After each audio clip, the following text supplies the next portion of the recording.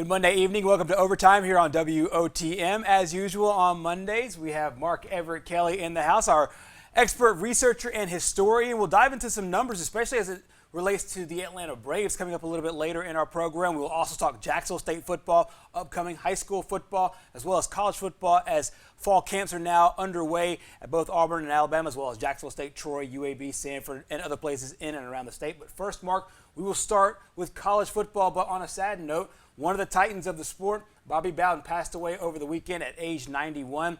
His son, Terry Bowden, did confirm that it was pancreatic cancer that ailed him late in the stages. However, he did say one of his final kind of official notes was that he was in peace.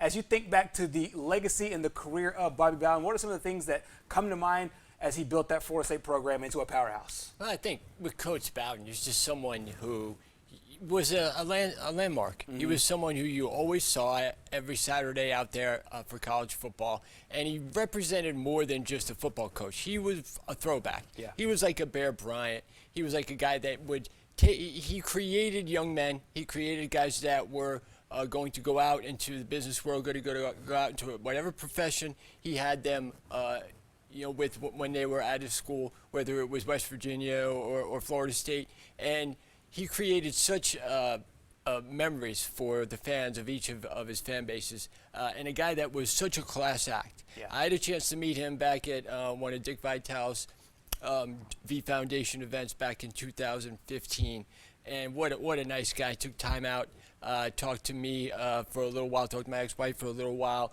and just made it a point, me being a cancer survivor, to really get to find out what was wrong with me and how I handled it, and had a heart for pediatric cancer as well. For sure. So many things that he was involved in was so extraordinary. And one story I'll never forget is when the Marshall plane crash happened. Mm-hmm. Him being there for the Marshall program as it was rebuilding itself, and offering whatever game tapes he had to kind of teach the new Marshall coaches the wishbone, mm-hmm. which was a different offense. Not everybody knew how to run it, but he did, and he gave whatever resources he had to them. And that was just the guy he was. He was first of all a tremendous human being. Second of all, a great football coach. And I think that kind of tells the story of who he was. And, of course, his tie to Alabama is he's a Birmingham native, and he coached at what would be called Sanford University, then called Howard College. Also played baseball and ran track there. You mentioned the fact that he was such a good person, and everybody that I'm hearing that has any kind of connection with Coach Bowden always talk about the person that he is. However, he's also one of the greatest coaches as far as record goes in the history of the game. He started out 5-6 in his first year. But then right after that was his only losing season. After that, in 1977, Florida State went to a bowl game, and it was marked the first of 28 straight bowl games in consecutive seasons. Also won the championship in 1993 and 1999. 14 straight seasons, ending in 2000. They won at least 10 games. Also ranked in the top 5 of the AP poll. I think it's beautiful that it's both. It's whenever you talk about Bobby Bowden, it's number one. He's a great person, and he's kind of what you would expect and want all college football coaches to be. Mm-hmm. But then also, when you're ranking the best of the best, he's right up there with them. A 740 win percentage as a college football coach. Outstanding. I still remember the 1993 Florida State team with Charlie Ward. Right. Charlie Ward, as the Knicks announcer used to say when he hit a three-pointer. Guy who chose basketball over football. Right. Great football player, and a guy that really, another great human being.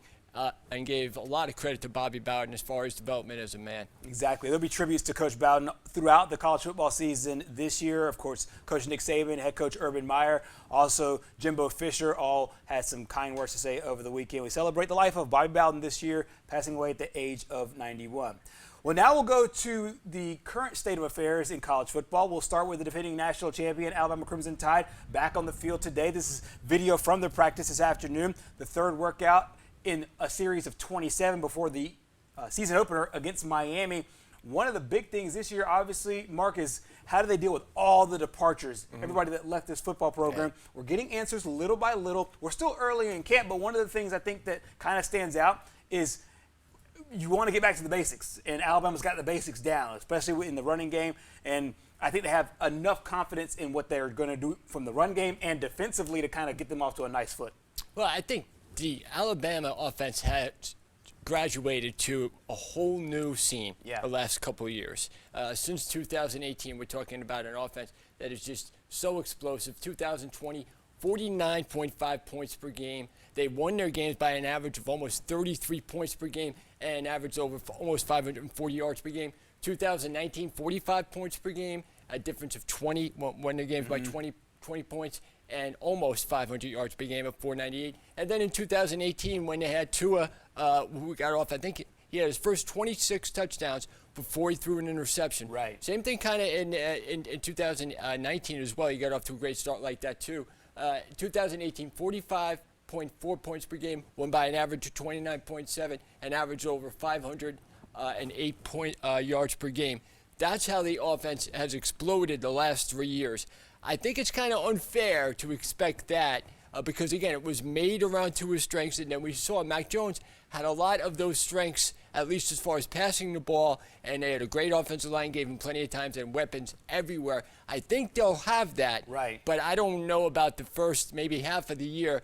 Kind of got to get warmed up a little bit, get that offensive line to gel, but I think they have the talent, definitely, and in a couple of years, or maybe by the end of the year, you'll see these wide receivers have the same effect that that freshman group of Judy and Ruggs and Devonta Smith had way back in 2017. Exactly. Another part of that offense is new offensive coordinator Bill O'Brien taking over the play calling duties. And for some fans who might get a little fretful thinking, well, he didn't have that much success with the Houston Texans last year. However, he did coach Penn State when they were down. And one of the things I think should put fans at ease is the fact that head coach Nick Saban and everybody said that we run our offense. It's easier to teach one guy what we do offensively than to try to bring in somebody new and have 50 players learn an entire new offense. And so I think that will kind of help as far as letting Alabama, number one, fans, but also their players, which is the most important part, be able to kind of stick with their offense, do what they're supposed to do.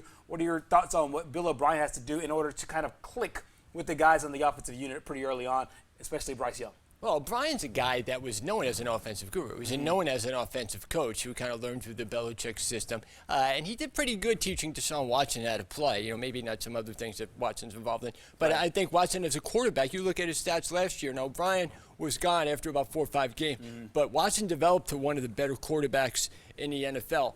And he takes over an Alabama offense that is a quick strike offense. We're talking since last year, 2020, 18 plays of at least 40 yards or more touchdown plays from scrimmage. That's 18 plays of 40 yards or more touchdowns from scrimmage. That's just last year. 23 in 2019, 23 in 2018, 46 over those 2 years, almost 70 plays, offensive plays, where they're scoring 40 yards or more. That is an extraordinary amount. I mean, that is unheard of. That's the type of offense they were the last couple of years. They have that ability now, and O'Brien has the ability to teach these guys that too, because he had a quick strike offense with Houston, with the Patriots, their ability to score quick, but also they can grind the clock out and take advantage of the numerous athletes they have to kind of give them the possession game overall, which you think of normally with Alabama, but the last couple of years they haven't. The numbers as far as time possession hasn't really been that great for Alabama because they score so quick. Exactly, and that's a great point about the explosive plays, and coaches always love those explosive plays. Meanwhile, a pair of athletes met the media today, Brian Robinson Jr. and John Mechie III, talking about their new OC, Bill O'Brien. Coach O'Brien has been a great addition to us. You know, his energy is bright. You know, we love the energy he brings to our room, and he's been doing a great job with the players and just developing relationships with the players. And, you know, we're still kind of building a relationship, just, you know, starting with the start of fall camp as we roll on to the season. So, you know, we just plan, you know, continue to build on what we have now, and it could be something special for us. I think he's bringing a lot of great energy to the offense. Like you said, the offense is more or less always going to be the same base and foundation, and he's just going to throw in a little bit of his own spice to it. Meanwhile, the Auburn Tigers just across the state also practicing. Of course, they're going on through their first full practices and first fall camp sessions under new coach Brian Harsin. What are some of the things, whether it's offensively, defensively, or special teams, you're looking out for this year's Tigers team? I know we're only 3 practices in, but some of the things that Auburn really needs to focus on this month. Well, I think Bo Nix is going to be a real key for the offense. Yeah. And we've seen with Mike Bobo, the new offensive coordinator, kind of working toward his strengths, but not taking away everything that he did his freshman year. Because remember, last year, new offensive line kind of had to learn behind new players, didn't have a lot of experience with him. And I think that really helped him as a freshman, especially against Alabama and some of the other games where he needed to rely on them. But this year, I think he's got guys that are going to really gel and be there for him. Tank Bigsby's going to help him out a lot, too. But also the way that he played at home and the road is big difference, too. You look at 3 touchdowns, 8 interceptions on the road, 9 touchdowns, 4 interceptions at home for an Auburn team that really struggled. 1-3 away from Auburn, 4-0 at home, averaged over 34 points per game at home, only 19 points per game on the road. I think that's where we're going to see a graduation to a more consistent type of Knicks. And I think Bobo's going to be able to take advantage of the things that he teaches, which is lining up behind the center, kind of a new pro offense that he's teaching him, but also keep some of those shotgun things that he learned as a freshman to take advantage of some of his strengths. And with Tank Bigsby and Shivers to run the ball, I think they'll put up some big numbers offensively if their offensive line is able to get them the type of protection and the type of run production that they got. I think the similarities in 2019. Exactly. I think the similarities between Alabama and Auburn are pretty kind of keen here because they both have talented running backs. Yeah, you mentioned Sean Shivers as well as Tank Bigsby. Alabama's got Brian Robinson back in the fold. It's a good stable of running backs as well. Great signing class